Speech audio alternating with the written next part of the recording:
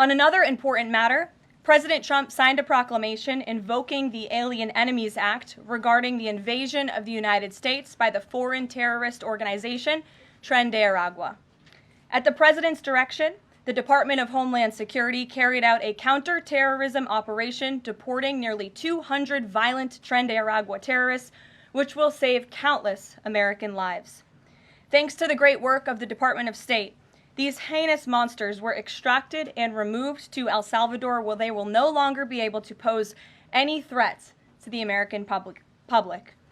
Tren de Aragua is one of the most ruthless terrorist gangs in the world, and they are responsible for some of the most heinous crimes that have occurred in our nation's history in recent years, including the savage murders of beautiful Laken Riley and Jocelyn Nungray. President Trump promised Laken and Jocelyn's families during his campaign that he would demand justice for their beautiful girls, and that's exactly what he did.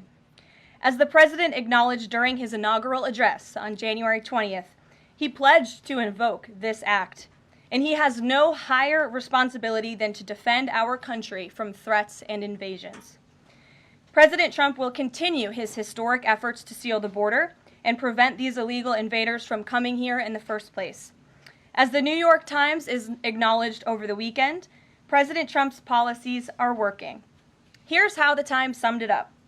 Illegal crossings at the U.S.-Mexico border are down to their lowest level in decades. Once crowded migrant shelters are empty. Instead of heading north, people stranded in Mexico are starting to return home in bigger numbers.